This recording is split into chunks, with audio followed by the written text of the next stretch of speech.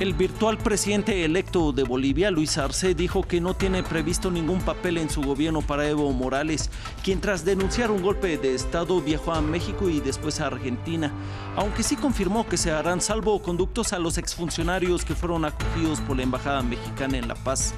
También dijo que restablecerá las relaciones con Cuba y Venezuela. Alta participación en Florida, donde continúa el segundo día de votación anticipada.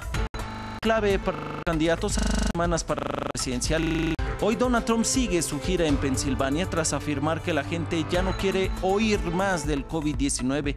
Esto a pesar de que su esposa canceló un evento electoral por una tos persistente. Joe Biden lo criticó por minimizar la pandemia.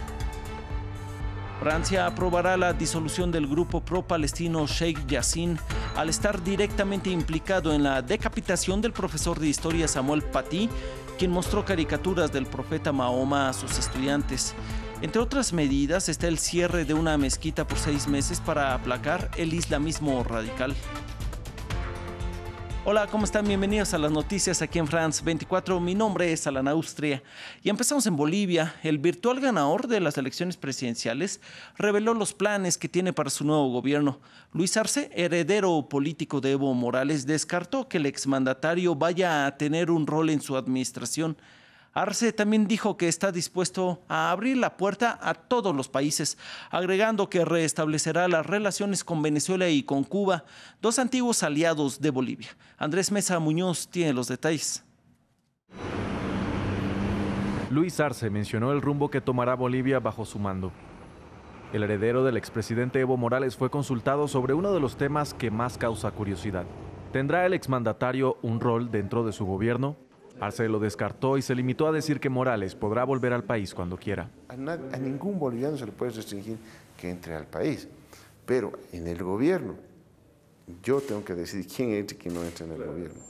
Bajo el gobierno interino de Yanine Áñez, Bolivia rompió relaciones con Cuba y Venezuela, a raíz de las tensiones provocadas por las fallidas elecciones del año pasado y la renuncia y el posterior exilio del expresidente Morales. Ahora Arce se mostró dispuesto a reanudar estos lazos con dos de sus antiguos aliados latinoamericanos. Nosotros vamos a abrir las puertas a todos los países. El único requisito es que los países nos respeten y respeten nuestra soberanía. Nada más. Su llegada al poder también representa un alivio para los exministros de Morales que se refugiaron en la embajada mexicana el año pasado para evitar ser arrestados. Arce dijo que les otorgaría el salvoconducto que han solicitado para poder salir del país. Entre tanto, los votos en los comicios de Bolivia todavía esperan su recuento final, pero Arce ya es reconocido como el ganador. El virtual presidente propone además un gobierno renovado en el país y una reconciliación con la oposición, en medio de las tensiones latentes entre ambos sectores a raíz de las fallidas elecciones de 2019. Pasamos con la carrera electoral estadounidense, y es que sigue la alta participación en Florida en el segundo día de votación anticipada. Este estado aporta 29 votos electorales, por lo que es una mina de oro para los candidatos a 2 semanas de los comicios. Es por ello que enlazamos con nuestro corresponsal en Florida. Buenas noches por allá en Miami, Anthony Belchi. ¿Cómo ha transcurrido la segunda jornada y cuál es la agenda de las dos campañas en Florida, uno de los estados más codiciados, más reñidos y de mayor electorado latinoamericano?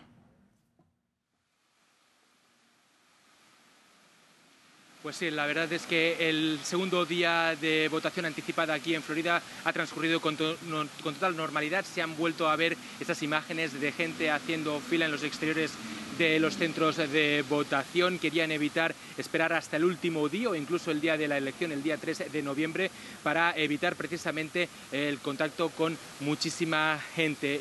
Las personas que están ejerciendo su derecho al voto dicen que quieren expresar su voz en las urnas porque quieren que su voz se escuche, porque son unas elecciones trascendentales. También lo saben tanto el candidato republicano como el demócrata, porque Florida es el estado clave y aquí quien gane las elecciones en este estado va a acabar siendo el presidente de Estados Unidos. Por eso se están fijando mucho en los indecisos, concretamente en la población hispana, porque los cubanos, venezolanos o incluso colombianos podrían acabar decidiendo quién ocupa el sillón de presidente en los próximos 4 años en la Casa Blanca.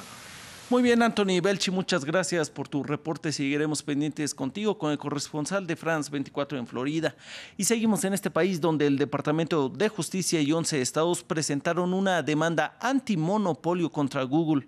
El gobierno de Donald Trump presentó cargos contra una de las empresas más grandes de Estados Unidos y del mundo, a la que acusa de haberse convertido ilegalmente en el guardián de Internet. Matías Arraez tiene los detalles. El gigante de la tecnología Google está en la mira de la justicia estadounidense por supuesta infracción de la ley de competencia. En otras palabras, por abusar de su posición para mantener un monopolio ilegal en el mecanismo de búsqueda por Internet. El Departamento de Justicia ha determinado que una respuesta antimonopolio es necesaria para beneficiar a los consumidores. Si el gobierno no lo hace cumplir, y creo que debemos permitir la competencia, podríamos perder la próxima ola de innovación. Si eso sucede, los estadounidenses tal vez nunca lleguen a ver el próximo Google. Casi de inmediato, la poderosa compañía del Silicon Valley, que abarca el 80% de las búsquedas en computadores y el 90% en celulares, respondió en Twitter. La demanda de hoy del Departamento de Justicia es profundamente defectuosa. La gente usa Google porque decide hacerlo, no porque se vea obligada a hacerlo o porque no pueda encontrar alternativas. El Departamento de Justicia acusa a Google de pagar cada año a los fabricantes de teléfonos, a los operadores y a los navegadores web miles de millones de dólares de sus ingresos de publicidad para que sea el motor de búsqueda predeterminado. Tienen ventaja competitiva en la búsqueda, todo el mundo lo sabe. Bing no es tan bueno y eso es lo que impulsa nuestro negocio. Entonces, ¿por qué castigas a alguien que se ha diferenciado con éxito en un mercado competitivo? Ese va a ser el argumento y tiene algo de credibilidad. En 2019, la Unión Europea condenó al gigante a pagar una multa de casi 1.800 millones de dólares por el mismo motivo, una cifra que contrasta con los 162.000 millones de dólares que acumuló la compañía en el mismo año y más que lo ganado por la nación de Hungría. El gobierno francés aprobará este miércoles la disolución del grupo islamista Sheikh Yassin al estar directamente implicado en la decapitación del profesor Samuel Paty, quien mostró caricaturas del profeta Mahoma. Así lo anunció hoy el presidente Emmanuel Macron. Sheikh Yassin fue fundado en 2004 como una organización a favor de los palestinos. Su fundador es Abdelakil Sefri Oui, uno de los 16 detenidos en el marco de la investigación tras la decapitación del profesor. De otra parte, el Ejecutivo ordenó el cierre por 6 meses de la mezquita a las afueras de París como una campaña contra el islamismo radical. La policía pone una orden de cierre en esta mezquita de Pantin, suburbio al noreste de París. El templo cerrará por 6 meses bajo acusaciones de incitación al odio y de haber jugado un rol en el crimen de Samuel Paty. La mezquita difundió un video en Facebook días antes de su asesinato, denunciando al profesor de historia por mostrar caricaturas del profeta Mahoma durante una clase de libertad de expresión. Varios de los 1.300 fieles de la mezquita expresaron su rechazo a la decisión. Es triste, es una vergüenza para toda la comunidad, para la ciudad, para todos los musulmanes. Nosotros, los fieles de esta mezquita, ¿por qué estamos pagando por el error de una persona? Las autoridades creen que la mezquita tiene lazos cercanos con el salafismo y que su líder, Emame Denish, es conocido por sus posturas radicales. El administrador de la mezquita niega esas acusaciones. No conocemos a ningún salafista aquí. ¿Quiénes son los salafistas? No lo sabemos. Conocemos a los fieles. Hay mucha gente que viene. A veces no conocemos a las personas, a veces sí. La personalidad del imán y la difusión de un video en internet para este profesor de derecho no son motivos suficientes para el cierre permanente de la mezquita. Si el video es el único elemento, será difícil cerrar la mezquita. Por otro lado, durante los allanamientos policiales se pueden encontrar, por ejemplo, materiales o documentos que ilustren la radicalización, la incitación al odio, la incitación a cometer ataques. La mezquita tiene 2 meses para apelar esta decisión en un tribunal administrativo. Pues así llegamos al final de esta emisión. Les agradecemos mucho su compañía. Los invitamos a que siga con Noticias al Momento en France24.com y a que se cuídese mucho del COVID-19.